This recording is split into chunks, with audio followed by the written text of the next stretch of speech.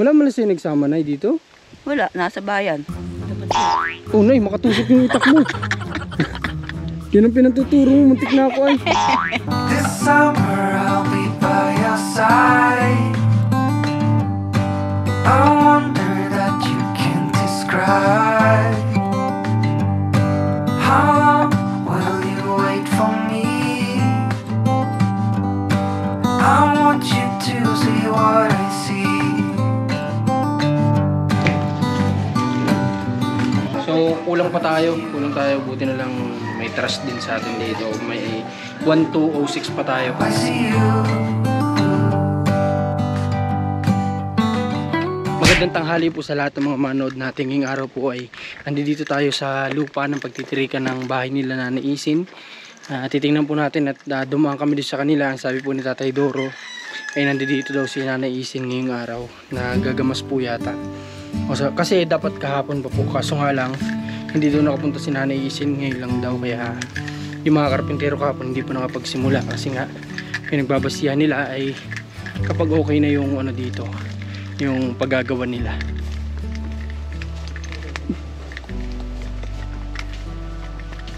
Parang wala naman nagamas.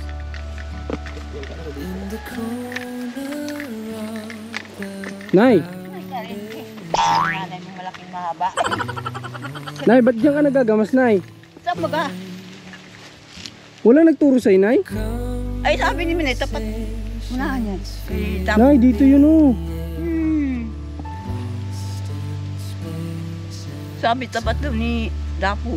Wala man lang sa'yo nagsama, Nay, dito? Wala, nasa bayan. Kawawa ka naman. Ang dami-dami mo nung nagamasan eh. Akala ko alam mo. Hindi natin. Ito tinuro ni Minay. Tapat daw nito. Hindi daw tapat ni Ate Pilipina. Sino pa nagsabi nun? Si Minay. Yung may-ari?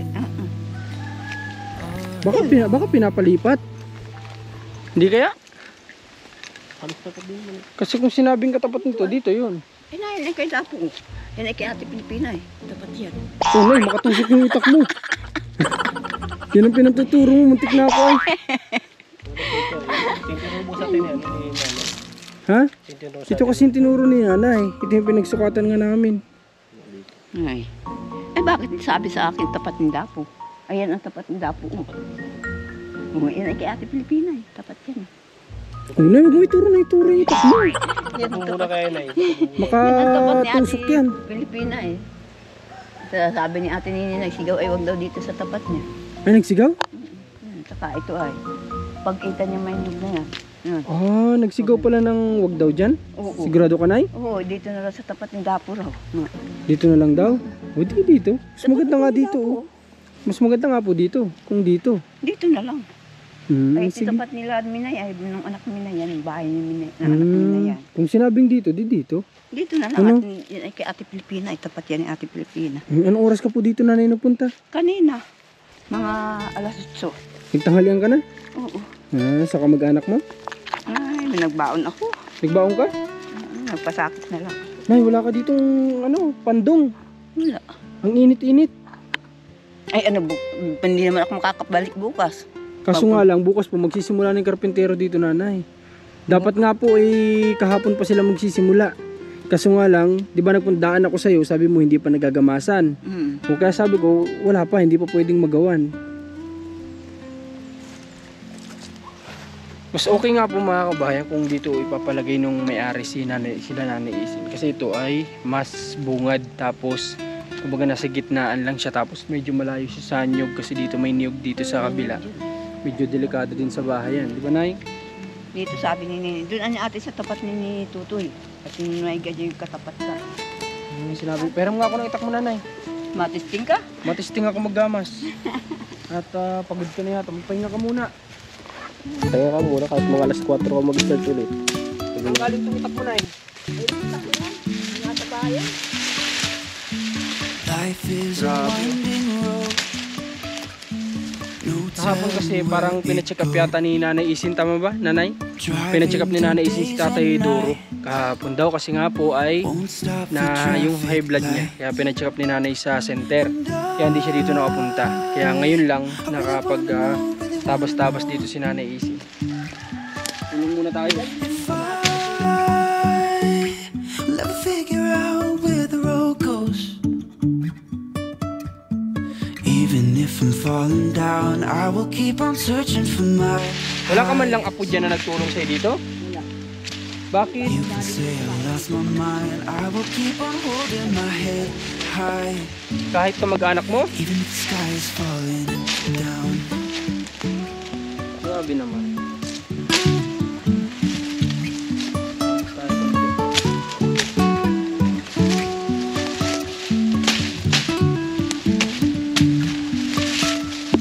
Jumping from cliffs so high, trusting our wings to fly. Anong puno to?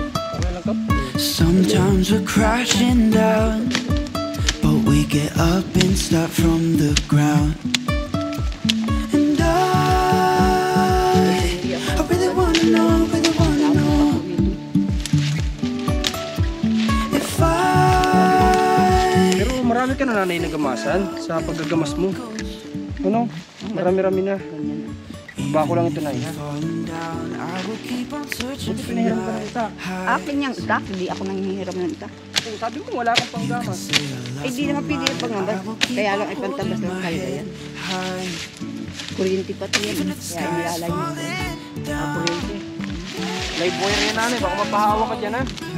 Nakita ko yung sa pagpapasok ko. Dumaan po kasi kami nanay sa inyo. Sabi po ni Tatay Doran, dito nga daw po kayo. Kaya nagdiretso kami dito at titinong pa nga po namin. Baka naman po nanay, hindi ka nagsabi sa mga kamag-anak mo dyan na magpatulong ka.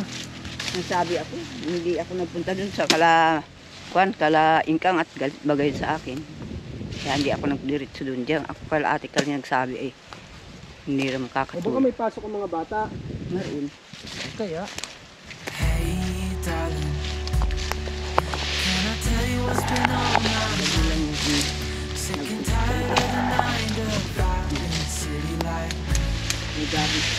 para makabawas-bawas sa trabaho mo na eh. Hey, darling,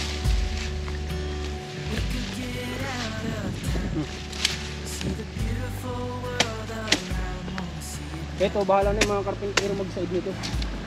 Sabihan ko na lang sila na magdala din ng itak. Ano nay? Para na sa ganun po ay makapagtabas-tabas sila. Basta nay, kung ano lang yung matapos mo ngayon, yun lang. Huwag mong pilitin ang sarili mong kapagod ka na sobra-sobra at may edad ka na din ha. Ano, pamangkin? Nagkagali! Ako. Oh, nagkawin na! At kahon.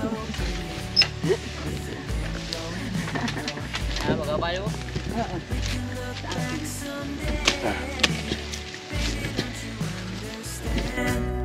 that we only get one life. I wanna make it count, honey. Come on now and take my hand. Wala naman na masyadong gagamasin dito nay. Sabihan ko na lang din karpentero. Magdala na lang din ng kunting gamit ha. Nagamas pa ako dito bukas ay. Babalik. Magtatrabaho po sila dito ng umaga na eh. Maaga sila dito magtatrabaho. Good time, driving in the middle of the night when the stars are bright. Pack our bags and get in that May mga pinutol ka din na ganito dito kanina? Yung malalaki? Damo naman yun. Okay. Damo lang naman yun. Wala naman siguro magagalit ano? Nagagali.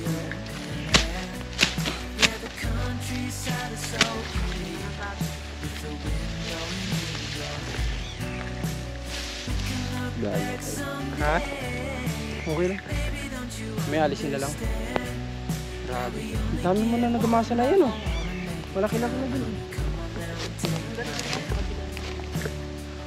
Pero dito na hiwala sa yung sinabi kung saan yung pinakapunto. Basta sabi ka tapat daw. May dito ng palaka.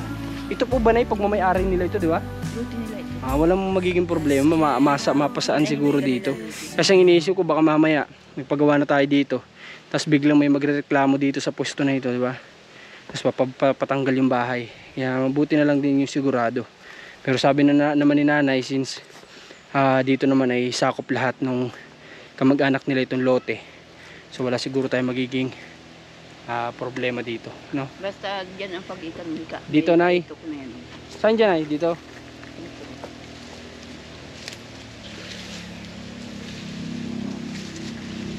Kasi masusunod dito, syempre yung sukat nung ano, nung magiging, hindi naman malaki, maliit lang naman. Diyan. Okay. Sige po. Nay, dito ka, Nay. Baka matuklok ko ng ahas dyan. Yan. Ha? Wala naman. Ay, pero dito ka. Wala ka pating bota. Mabuti sana kung may bota ka. Ikaw daw, Rans. Subok. Testing daw si Rans. Pakita na mo yung gamas mo dun sa inyo dito.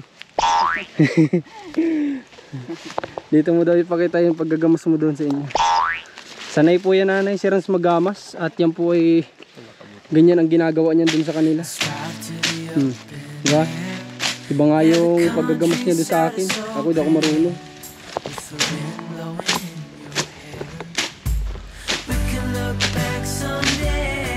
Bilis lang pala, Nanay. Ang dali. Pag ganyan o.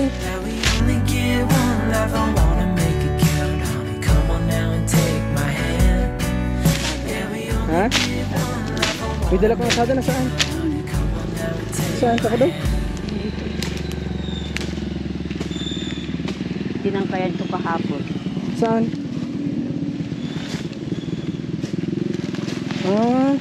Ikaw nagawa ng hawakan, Nanay? Yung asawa ko, kaming dalawa magkatulong. Galing nyo naman. Bago yan, ano? Binili ito ng namin. Wow, ayos ah. Si ito. Saan galing yan, Nay?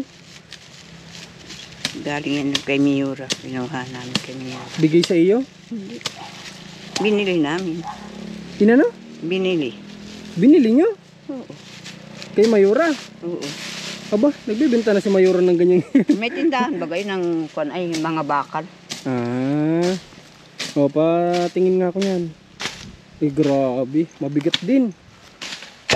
Anong gagawin dito, Nay? Pang ganito? Hindi, ako. Sige nga, ikaw nga, Nay. Pakita mo sa akin.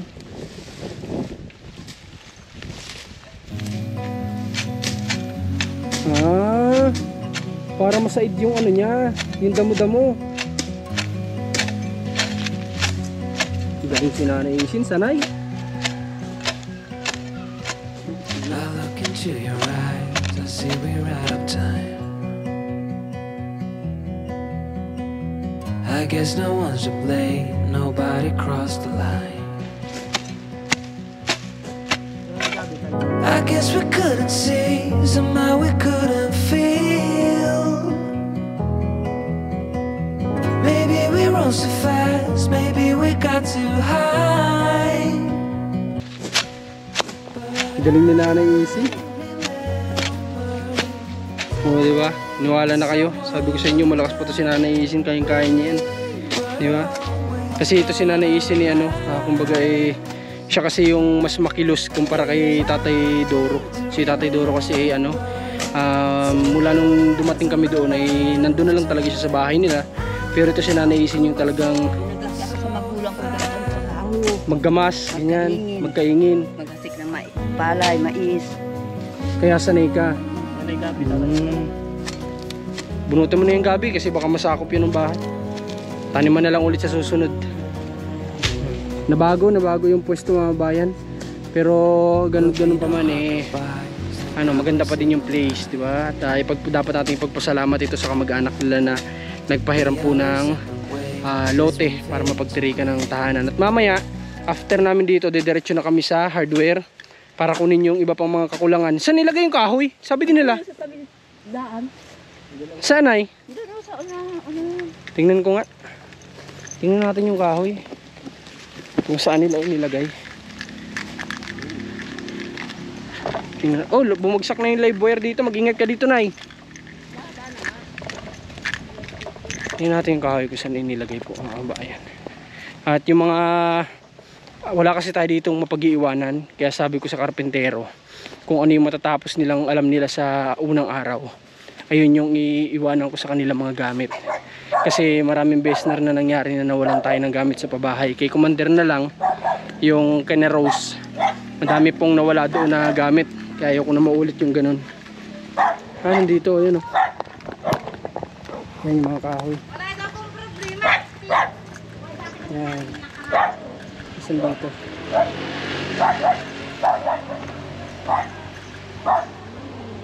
Yan. Bakit parang may mali sa ano? May mali sa good lumber. At saka ang lapit ng tindahan nila na naisin dito. Ito lang po.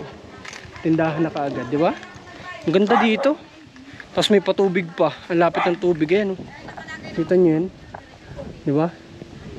Ang ganda po dito sa pusto na ito. Kaya maigi na rin talaga na mailipat dito sila na naisin. Tsaka minamadali po namin ito mga bayan. Kasi 10 days na lang yung natitira sa amin na pag-i-stay namin dito sa Kapalonga. At papunta na kami ng Candelaria. Kaya sinusulit namin yung araw na nandito pa kami. Parang may mali sa kahoy. Bakit bilog yung good lumber? Wala naman na. Ang sinasabi ko kasing good lumber yung kagaya nung nasa bahay nyo. Yung nakatistis po ng square. Hindi ganun bilog. Ayaw ko po ng ganung bilog. Ayaw ko yan ang nagdating daw dyan. Yan ang nagdating daw dyan. Ba't ganun? Ang mahal-mahal lang binayaran natin sa tistis. Tapos ganun yung kahoy na good lumber. Baka pwede nating sabihin yan. Wag na nilang ilalagay na ganun. Na bilog. Ayaw ko po ng ganun sa pabahay. Gusto ko po yung square na mga poste ang ginagamit. Para po magandang tingnan. Ayaw ko po ng bilog. Kung bilog lang din, di sana nagbuhos na lang. Di ba? Mas malinis tingnan yun. Buhos na lang ng semento. Madumi kasi tingnan pag bilog po. At may mga sanga-sanga po bagay. May mga pinagputulan ng sanga. Ayaw ko po ng ganun. Nay, ang init, mamaya na lang kaya. Nay, mamaya na lang ikaw maggamas. Mga hapon na lang, punta ka muna sa kamag-anak niyo po. Mamaya na lang, pag medyo wala ng init, Nay. Wawa ka dito na yung init. Mamaya mapasama ka pa dyan. Wag na, Nay, tama na, mamaya na lang. Naisin. Mamaya naman, hapon. At kung ano lang yung matapusan mo mamaya, gagawa't dito ang karpintero bukas. Ako nang bahala magsabi sa kanila.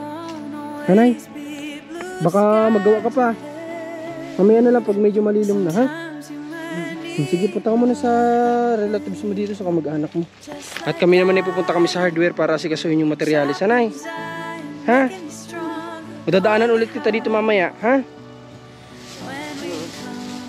Sige, hintayin mo kami dito mamaya. Bigyan kitang pera, ha? Sige. Pupunta lang tayo kami sa hardware kasi mamaya na natin siya bigyan ng pera at baka mamaya magkulang yung dala nating cash sa hardware, di ba? May ganun yung sigurado. Mauna muna yung kailangan natin.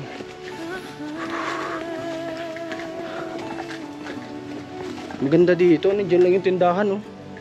Hindi kumpara dun nga naman sa pabahay, malayo-layo ang tindahan dun. Maganda lang dun at presko. Kagantong oras mahangin, tsaka hindi mainit. Kaso nga lang medyo malayo sa tindahan. Kung kumpara dito, nandiyan lang. Tapos maganda pa dito, puro relatives nila yung nakapaligid sa kanila dito, di ba? So dito yung service natin. Punta na muna tayo doon sa hardware para matapos na itong ngayong araw. Marami pa tayong kailangan puntahan. Tara, biyahe tayo. Dito na tayo ngayon guys sa Barangay Calabaka, dito sa hardware. At dito na tayo kukuha kasi dito kami kumukuha ni Commander. Yung naging pabahay niya kina Buboy, yung naging pabahay naman natin kina Herlin, dito po nanggagaling yung sa hardware na ito. Kaya dito tayo kukuha kasi napakabait po ng may-ari nito kasi pinifree nila yung delivery kahit na medyo may kalayuan. Magandang araw po. In the corner of the crowded room, your eyes meet mine. Ate, kuha ko ulit ng ano lang muna. Unahin ko muna itong mga pako at yero. Ito yung mga pako. Ito na muna to. Umbrella na Ay, kailangan pala sa yero. Mga pala. Ito muna ang wag. Yung hardware lang hindi. Iya, sabay ko ito dun sa... Ano yan? Plywood. Ito lang muna ang mga pako pang kahoy at pang bubong. Pang bubong pang kahoy. Ilan nga po year? 5 12 feet. 5 din yung 12 feet. Tapos 1 kilo ng, ay 3 kilo ng umbrella nun. Tapos yan, yung mga D4, D3, D2. Tigli-5. Yan muna. Ang dami po na. Ilang yero po? Para sa bilang ng yero, parang ang dami ng pako. Hindi, ito, saan ito? Itong pako na ulit, tama na ito. Ito kasi pang, ano yung Ay, pangkahoy. Ilang maso yun eh? Ito po, sa kabila.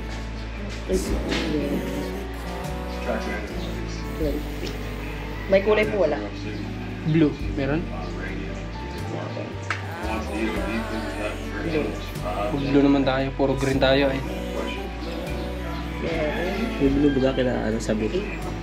Ay, yung babae ko pala sa bill pala yung blue. Oo nga pala, may blue na rin pala tayo naging babae. Full kasi po. Oo, kasama na siguro.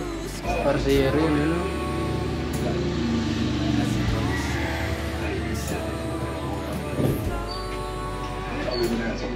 Nag-deliver pa rin kayo? Opo. Diyan lang ito sa may Mactang. Sa taas ni Kagawad Hilda. Hindi man papasok ng Hindi, mata. hindi na papasok ulit dun sa parang dating pabahay ni Mrs. Doon lang sa taas lang. Pala Kagawad Hilda. May mga bakod na kawayan. Yung, Maktang daw ito! Maktang! sa ano lang, sa tabing kalsada lang.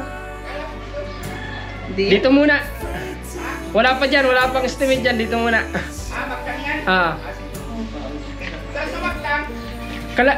Taas nila Kagawad Hilda.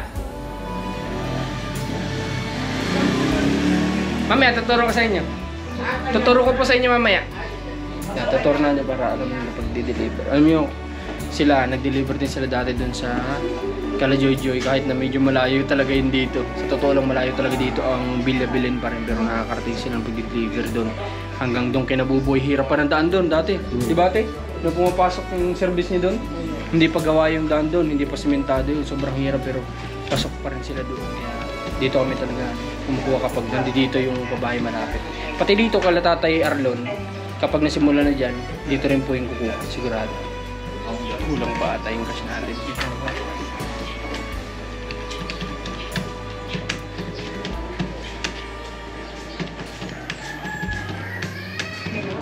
May laman pa yung Gcash ko, pwede pa yun. 6,600. Sabi ko na, kulang yung cash natin. Di bale, may ano na lang. Utang na lang muna.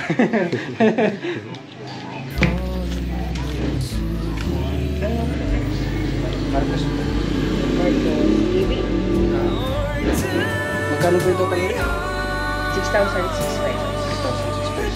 4, 5, 8 week lang. Sa, pwedeng online payment yung ano? Yeah. Sige. Yung online na lang po natin, wala na po ay side na. Walang pako. Pako na pako. So, kulang tayo, buti na lang may trust din sa atin dito. May 1206 pa tayo. Pagdating na lang namin ng Kapalongga siguro ito si send at wala din pala naman yung Gcash ko.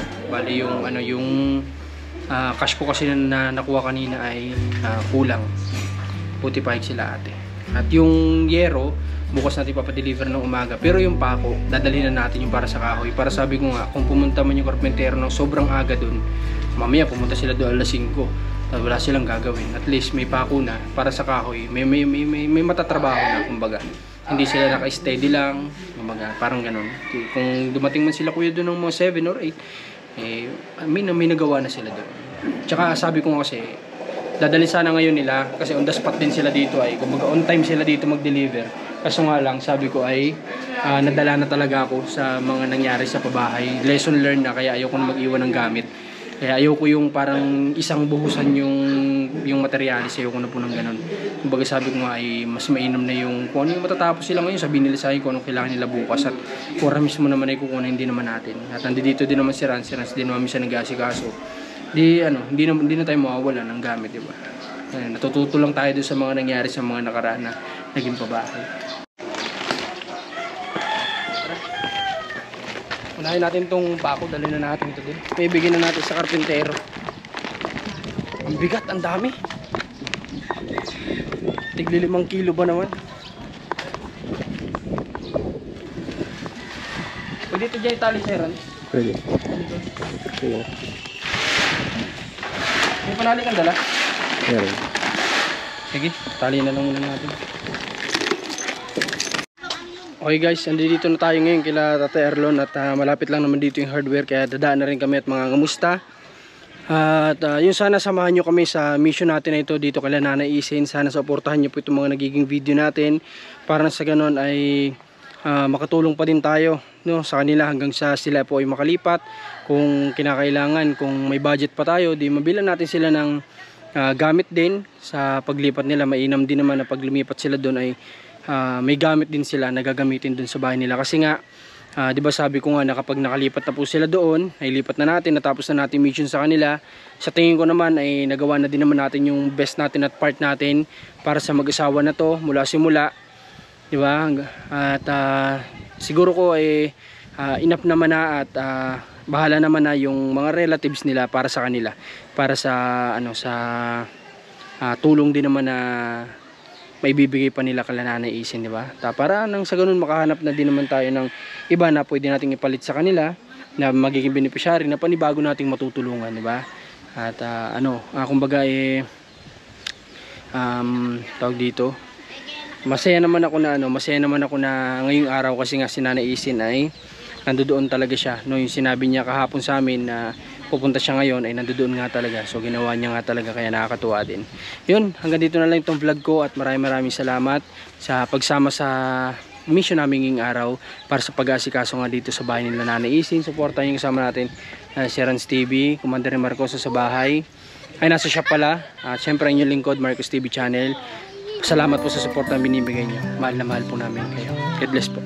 This is a good a day as any to start the rebuilding of life. The roads that lay open are many.